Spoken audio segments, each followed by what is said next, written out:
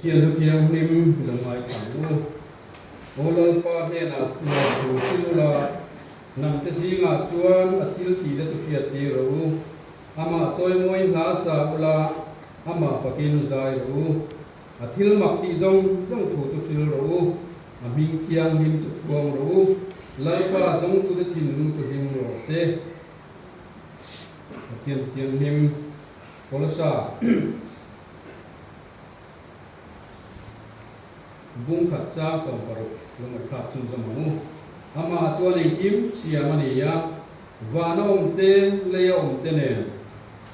mu thei lo te ne lal chut pha te po ro rel na te po lal na te po thu nei na te po eng kim ama siam ani ama ta tu bo ka siam ani lal bana thu kan za tan bal mi so so se pathian ne nei tong tai mu lal pa tunung perkan pathian min hongai tu ipo khan ho te tang pun thale lomom voini thengan ngai min labo sai je la bangin masai de lom thu kan silate te rei presbytery pablai to kom ko lalpa abul mintran sakatuang takin voini nang mali tiang lim taka lalpa imi te izat kun khom the nang in mi thoi khom bang koin in he lom thu kan soi ni lalpa kan zinga nang lo tel la voinia hian tharau thiang himin inna nang in ron thok la kan zawai hian iram ta na thokari nom taka thok je thei tura ti sale tharau lam ti chak na kan lalpa du ta ki su krista mi kan dil se amen le kaning khom dan tu tar khiatia masaila kan organizing secretary puan turam te pong puri kan so manga chumi zo chuan tua chung ko khana kama puan turam te om chuan den chui ha sela in chan tu pui la samona dan pui KPP train kan so manga chumi zo chuan pathian phokna la pathian na bu number somsari le palina o fakru pathian beram lo di kan sanga kan sak zo hian mitui te la ding zelin pathian he na kan thil pek te ko pastor David la ro pe ka idam in lan sakanga tumi zo chuan zai pol voinia zai pol pathum zai tu kan ne ya program mang khan tuidam KPP mamit KPP le mamit hunsan KPP zai pol te som ji do na in to ngin chuan thu fil tu kan som zinga voinia hian ram in rel bona konga tura sing kan ti typical zela hian ram in rel bona konga ti ru reven is mal som zuala ko thu le pastor bial ne ting kan ngai tha nga kan banna latan krista ko thantan kan ding christian lo number sa thum som na kan sawanga kaning khom te Malsana Mintil Turin, Teri Presbytery, and moderator Upa Izarin Tanga, Songitonia, Tukan Program Honda Tang, Queen Isela, Una Chuan, an organizing secretary, one to run the clone Turin, Song.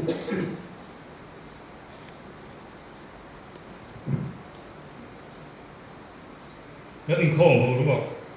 and one so zera. Kun plenty and the yak, I'm talking. Kun han tu trang la na so me kai kanin kho pui kanin to kho ngai hu tu kan pung zela tu gin thengin mel khar dom tak tak te kan han zela alo mong le maya kalal pai so kristan ngin atharin chi bai han bu le ani he kan soi tu na chang kan ai thak tuang khan kan soi tu HPC kan zuala organizing chairman ni ya tan tu US welcome buana da KPP ani ya tu pui tu ra sen galatia bung chang sari ram in rel bona konga soi tu reverend Ismail so zuala ko to ven biar pastor ani ya zai pol tuidam KPP mamit KPP Mami Hunsan KPP te ni do ni tu vina kan pathian bia in khom tholom hi organizing committee pual ni do ni voin pathian ni choni khom dar khat le chan te suai tu lu palal zi ka pachuau organizing committee finance secretary ni ya chan tu usia chan puya dam ma bitin thar KPP ani ya thu pui tu ra sen kau chuan le khotlang nu la soi tu riveran lavin tu ngara te masi sangati khotlang bia tu ani ya zai pol khai dor KPP kor thoven KPP mami bazar ve KPP atangin kanat dona ni zarin pathian bia gin khom dar sai min som panga suai tu upai zarin thama moderator te representative ani anga thu pui tu ra sen chung kwalen maluna soi tu urgeren sila tharu zwala mami kumsam mami bial tu pastor ni dona ni zai pol mami fil ven KPP mami lungsir KPP kortu thaben sa ko han zai pol le kortu thaben pastor bial zai pol te an linga zarin kan pathian de kin khom tholong ni pen tu ko ran tual ani dona ni tun pathian de kin khom bana hian pen tu ko san ten pen tu ko san ko lai pol ten thing pui loi bu saya ni he ko tu bila a chome so dan chung cha kha kan a sa te thu ro mai changila a chame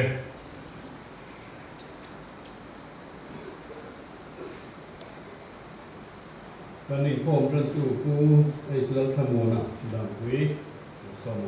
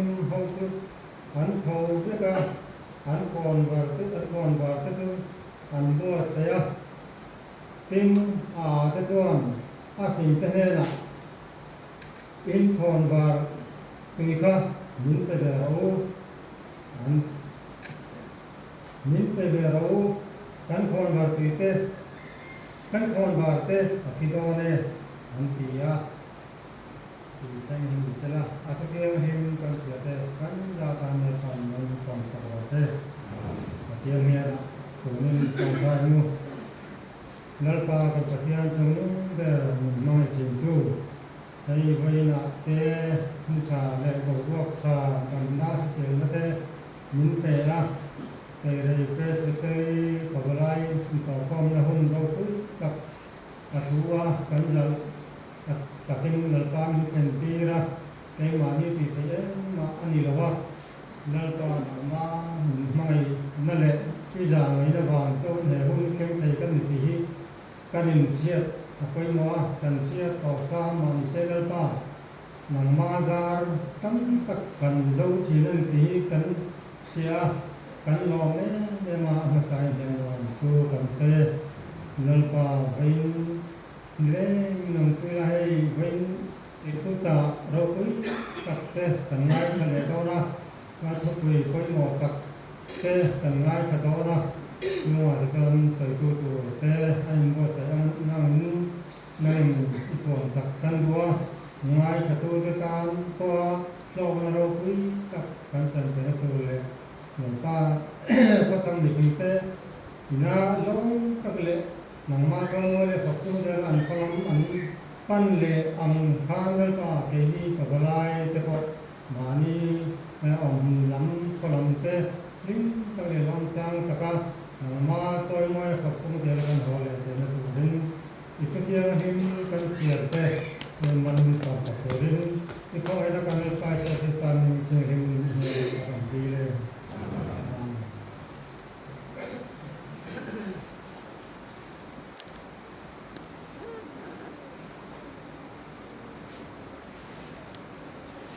mulai kan zai kan tinga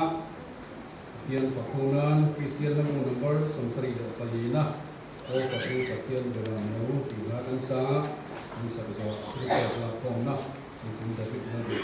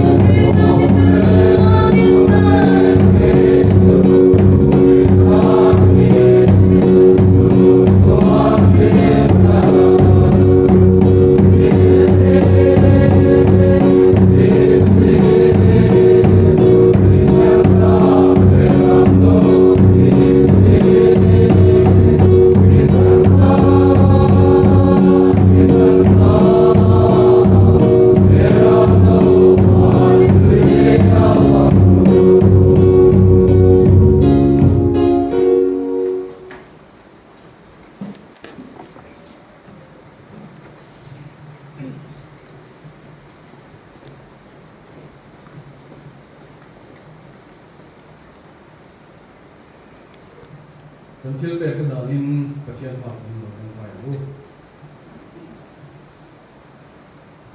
alpa kan pathian in mai tu kan fel va te kan chat va kan ila va i khongai na mi mu tira i mangai na awanga voin hun avalai to kho voi na mang khen theya i khongai na kan chana va kan lo ma on sai ni na lo thu kan chi da che thil pe zong sama thil pe ro pui ber ali suwa krista mi pe ya lo thu kan chi da che e ko be la hian ko be ma som na chu lo kharau la ma inen kan chen thei na tu ra ma som na mi pe ka wang ko in lo thu kan chi da che tin inen na karon kalin kan phalang to ka rem cha nam to thil pe ikuta karon dan ani hoi takin min ti thiang in saka man min so sak turin chung jong chu ifa pai so krista hangin kan da ne